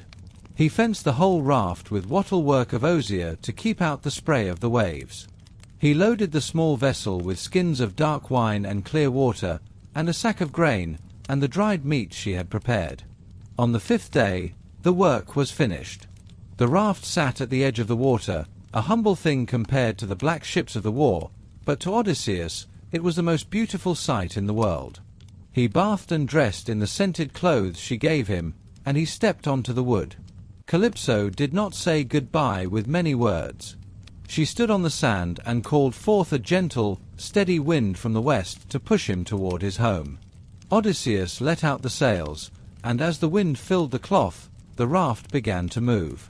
He did not look back at the island. He did not look at the goddess who had kept him in a golden cage for 7 long years. He sat at the helm, his hand firm on the rudder, and he watched the stars. He watched the Great Bear and the Pleiades, the constellations that his father and his grandfather had used to find their way across the world. For 17 days he sailed, alone in the silence of the sea, until at last the jagged mountains of the land of the Phaeacians appeared on the horizon like a shield. He was almost home. He was a man again, a mortal man with a path and a purpose, and the dream of Ogygia was finally beginning to fade. The raft moved slowly across the open sea. It was a frail thing, a skeleton of pine and oak lashed together by hope and the desperate hands of a man who had forgotten the feel of solid ground. For 17 days, Odysseus sailed through a world of sapphire and silver, guided by the stars and the steady, warm breath of a wind sent by the goddess who had loved him and let him go. The horizon remained a flat, unbroken line, a seam where the heavy blue of the water met the pale blue of the sky. He sat at the steering oar, his eyes rimmed with salt and red with exhaustion, watching the constellations wheel overhead. The Great Bear, the hunter, the bright and indifferent eyes of the heavens. He did not sleep. He could not afford to sleep. He was a man suspended between a life of immortal ease and a home that felt like a fading dream, and the only thing keeping him from the deep was the strength of his own grip. On the 18th day, land appeared. It was a low, dark shadow against the light, rising from the waves like a shield of bronze. It was the land of the Phaeacians, a place of peace and sailors, and for a moment Odysseus felt the cold weight in his chest begin to lift. But the sea is a patient beast, and its masters have long memories. Poseidon was returning from the mountains of the Ethiopians, riding his chariot across the peaks of the world, when he looked down and saw the small, lonely speck of the raft. His rage was not a sudden spark, but a slow, gathering fire that turned the sky to iron. He saw the man who had blinded his son, the man who had outwitted the gods and escaped the long silence of Ogygia, and he reached for his trident. He did not speak. He did not need to. He struck the sea once, and the world broke apart. The clouds gathered in a swirling, black mass that swallowed the sun in seconds. The wind changed from a gentle breath to a screaming predator, tearing at the mast and shredding the sail until it was nothing but grey ribbons in the dark. The waves rose up, towering walls of water that blocked out the sky, their crests white and jagged like the teeth of a starving animal. Odysseus was thrown from the steering oar. The raft bucked and groaned, its timbers shrieking as the lashings began to snap. He was pulled down into the freezing blackness, his lungs burning, the weight of the ocean pressing against his ribs like the hands of a giant. He rose again, gasping for air that was more salt than oxygen, only to see the raft splintered into a dozen pieces. He would have died then. He would have been another name lost to the foam, another hero whose story ended in the gut of the tide. But from the depths rose Ino, the goddess of the white waves, a daughter of Cadmus who had once been mortal and knew the terror of the drowning. She did not stop the storm, for even a goddess cannot easily turn back the wrath of Poseidon, but she offered a gift. She gave him a veil, a shimmering thing of sea silk and memory, and told him to wrap it around his waist and cast himself into the surf. She told him to abandon the wreckage, to leave behind the clothes Calypso had given him, and to trust only the water and the veil. Odysseus hesitated. He was a man of logic, a builder of traps, and to let go of the last piece of wood in 1,000 leagues of storm felt like madness. But when the next wave came, A mountain of water that crushed the last of the timbers into sawdust. He had no choice. He stripped away his heavy garments, wrapped the veil around his chest, and dove. For 2 days and 2 nights, he drifted. He was no longer a king, no longer a warrior, but a piece of driftwood carried by forces he could not name. The storm eventually spent itself, leaving behind a grey, sullen sea and a silence that felt like a shroud. His skin was bleached white by the salt. His fingers were raw, and his mind was a jagged landscape of fever and exhaustion. When the shore finally appeared, it was not a welcoming beach but a wall of jagged rock and roaring surf. He could hear the thunder of the waves breaking against the cliffs, a sound like the grinding of bones. He tried to find a gap, a place to crawl ashore, but the current dragged him toward the stone. He gripped a jagged spur of rock, his fingernails tearing as the backwash tried to pull him out, until at last he saw the mouth of a river. The water there was calm and sweet. He swam into the current, his limbs leaden and shaking, and pulled himself onto the muddy bank. He fell into the tall grass, his chest heaving, his body shivering in the cooling air. He was alive, but he was hollow. He crawled toward the shelter of 2 olive trees that grew together, one wild and one grafted, their branches intertwining to form a roof that neither wind nor rain could pierce. He buried himself in the fallen leaves, piling them over his body like a grave, and there, beneath the silver leaves and the indifferent stars, he fell into a sleep so deep it was indistinguishable from the end. While Odysseus slept, the goddess Athena was already at work. She did not wake the man, but she entered the dreams of a girl. Nausicaa, the daughter of the Phaeacian king, was young and fair, a girl whose life was measured in weaving and laughter and the safety of her father's halls. Athena came to her in the form of a friend, whispering of marriage and the duties of a woman, telling her that her finest garments were soiled and needed to be washed. She told the princess to go to the river at dawn, to take the mules and the wagon, and to spend the day at the water's edge. When the sun rose, Nausicaa did as the dream commanded. She and her handmaidens drove the wagon to the river mouth, not far from the thicket where Odysseus lay hidden. They washed the clothes in the clear, running water, treading them in the stone basins until they were clean, and then spread them out to dry on the pebble beach. When the work was done, they bathed and ate, and then began to play a game of ball, their voices rising in the still morning air like the chirping of birds. One girl threw the ball too far. It splashed into a deep pool, and the girls shrieked with laughter, the sound echoing through the trees and into the ears of the sleeping man. Odysseus woke. He sat up in the leaves, his mind clouded by the fog of his long ordeal. He looked like a beast, his hair matted with brine, his body caked in dried salt and mud, his eyes wild and red. He had nothing to cover himself but a leafy branch he tore from the olive tree. He emerged from the woods, and the girls scattered in terror. They saw a monster, a creature of the deep, come to the shore to do them harm. Only Nausicaa stood her ground. Athena had given her courage, and her own noble heart kept her feet firm on the sand. Odysseus did not approach her. He knew the measure of his own appearance. He stood at a distance and spoke with the tongue of a king, his words honeyed and soft, praising her beauty and begging for mercy. He did not ask for gold or power. He asked only for a rag to cover himself and a direction to the city. Nausicaa listened. She saw beneath the salt and the wreckage. She saw a man who had known the weight of the world and had not broken. She called her maids back and ordered them to give him oil and clothing, and to provide him with food. When Odysseus had washed and dressed in the fine tunics they provided, Athena touched him once more, making him taller and broader, his hair curling like hyacinth flowers, his presence filling the beach with the aura of a hero. Nausicaa looked at him and felt a quiet stir in her chest. She was a princess, and she knew that this was no ordinary wanderer. She gave him instructions on how to find the palace, but she told him to walk behind the wagon with her maids until they reached the city gates.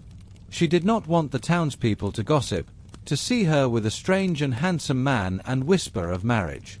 She told him to enter the palace alone, to walk past the king, and to go straight to her mother, Queen Arete. If he could win the queen's favor, she said, he would find his way home. Odysseus followed her advice. He walked through the city of the Phaeacians, a place of high walls and deep harbors, where the ships were as fast as thought and the people lived in a peace that felt like a dream. Athena wrapped him in a mist so that no one would see him or question him until he reached the palace doors. The palace of King Alcinous was a wonder. The walls were made of bronze, topped with a frieze of blue lapis lazuli. The doors were of gold, guarded by silver and gold dogs that never aged and never slept. Outside, an orchard grew that never lost its fruit, where pears and pomegranates and sweet figs hung heavy on the branches all year long, watered by springs that never ran dry. It was a place of eternal harvest, a garden of the gods. Odysseus stepped over the threshold and walked into the high hall. The Phaeacian lords were sitting at their tables, drinking wine and listening to the songs of the bard. He moved through them like a ghost, the mist still clinging to his shoulders, until he reached the center of the room. He knelt at the feet of Queen Arete and wrapped his arms around her knees in the ancient gesture of the suppliant. At that moment, the mist vanished. The hall fell silent. The king and the lords stared in wonder at the man who had appeared from nowhere, sitting in the ashes of the hearth. Odysseus spoke softly, his voice carrying the weight of his long journey. He asked for sanctuary. He asked for a passage to his own land. He told them he was a man of many sorrows, a wanderer who had seen the far corners of the world and found only salt and grief. Alcinous, a king who valued the laws of hospitality above all else, did not ask his name. He did not ask for his lineage. He reached down and took Odysseus by the hand, raising him from the ashes and seating him in a chair of silver. He ordered the servants to bring food and wine, and he promised that the Phaeacians, the masters of the sea, would see him home. That night, Odysseus sat in the warmth of the fire, the taste of bread and wine finally erasing the bitterness of the salt. He was among people who did not know his name, but who gave him comfort because he was a man in need. He looked at the faces around him, at the gold and the bronze and the peaceful eyes of the lords, and for the first time in 20 years he felt the world grow quiet. He did not tell them who he was. Not yet. He allowed himself to be a nameless guest, a man without a past, resting on the kind shores of a land that did not know the meaning of war. The journey was not over, but the sea had been defeated, and the road to Ithaca was finally within his sight. The mist clung to the shoreline like a heavy woolen blanket, damp and white and silent. When Odysseus opened his eyes, he did not know where he was. The Phaeacians had left him in his sleep, and the land before him was a ghost of a memory. He saw the craggy cliffs, the dark green of the olive groves, and the winding paths that led upward into the hills, but to his eyes it was a stranger's island. He paced the sand, heart heavy with the fear that he had been abandoned on yet another forgotten shore. But then a figure appeared through the grey morning light. It was a young shepherd, graceful and steady, with the eyes of a god hidden behind a mortal's gaze. Athena had come. She stripped the mist away and revealed the truth. This was Ithaca. This was home. But it was a home in mourning.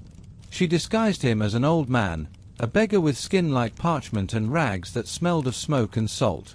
He climbed the mountain path to the hut of Eumaeus, the swineherd. Here the story slows down, mirroring the pace of a man who has no more ships to command and no more wars to fight. Eumaeus was a man of simple loyalty. He did not know his king stood before him, yet he gave him the best of his fire and the best of his meat. Archaeologists have looked for these mountain folds, searching for the foundations of stone enclosures where the pigs of a king might have been kept. They find ruins of dry stone walls, small hearths, and the remnants of a life that changed little over 3,000 years. In that hut, Odysseus heard the true state of his house. The suitors had occupied his palace, eating his flocks and demanding the hand of his wife. Telemachus returned from the sea, slipping past the suitors' ambush like a shadow. When he entered the swineherd's hut, the air itself seemed to change. Odysseus revealed himself. It was not a moment of trumpets. It was a moment of silence and tears that had been held back for 20 years. They sat by the fire, father and son, planning the end of a long occupation. The palace was filled with 100 men who had forgotten the meaning of respect. They were the suitors, the sons of lesser lords, who spent their days eating the king's cattle and drinking the king's wine. Odysseus would enter his own house as a beggar, testing the hearts of those who lived there. Odysseus walked toward the palace the next morning. At the gates, lying on a pile of refuse, was an old dog named Argus. He had been a hunter once, swift and strong, a favorite of the king. Now he was forgotten, covered in fleas and waiting for the end. But as the beggar approached, the dog pricked up his ears. He wagged his tail once, a final recognition of the master who had left him a lifetime ago, and then he closed his eyes forever. It is a quiet moment in the epic, one that reminds us that while kings wander the world they left behind simply grows old. The animals and the trees and the stones do not care for glory. They only know the absence of those they love. The hall of the palace was loud with the sound of many voices and the smell of roasting meat. Odysseus sat among them as a beggar, enduring their insults and the bread they threw at his head. He watched Penelope from a distance. She was tired.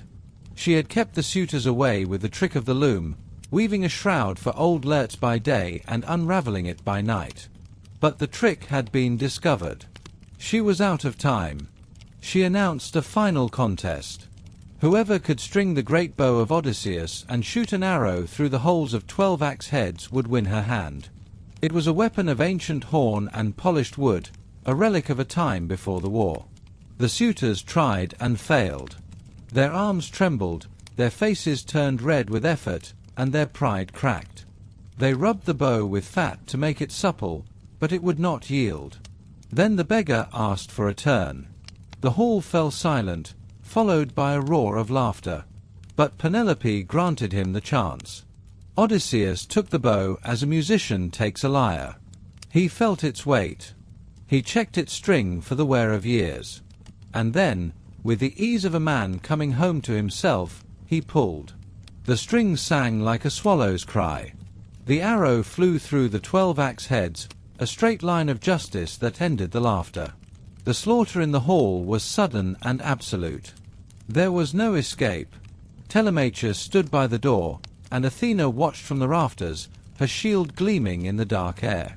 The suitors, who had spent years believing they were the masters of Ithaca, found that their swords were not enough. One by one they fell, their arrogance silenced by the arrows of the man they had mocked. When the silence returned, the hall was transformed. The blood was washed away, the fires were relit, and the king stood once more in his own house. But the final victory was not won with a bow. It was won with a secret. Penelope was not easily convinced. She had lived with grief for so long that she had made it a part of her skin. She looked at the man who claimed to be her husband and saw a ghost. She tested him with the secret of the bed. She ordered her servant to move the great marriage bed out of the chamber. Odysseus stiffened. He spoke of how he had built the bed himself from the trunk of an ancient olive tree, rooted deep into the earth.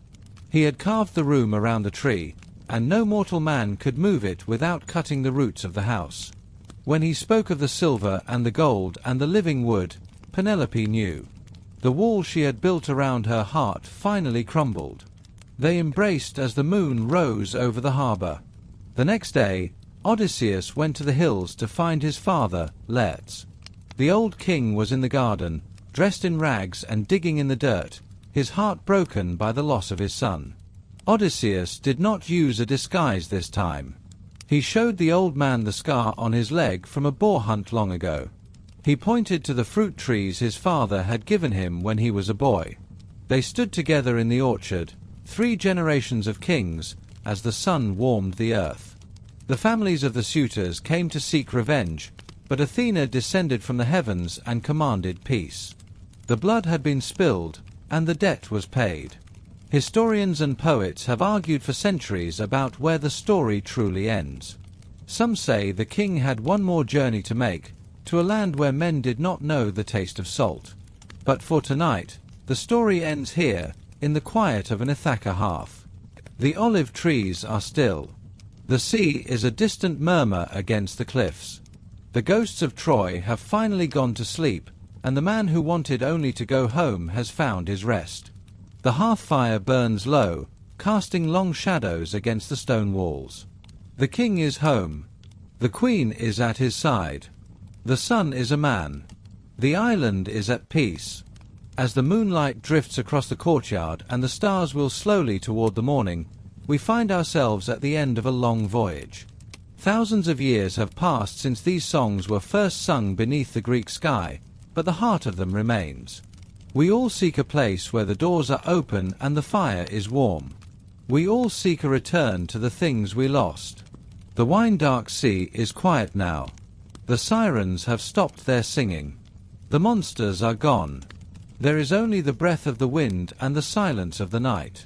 Sleep well, weary traveler.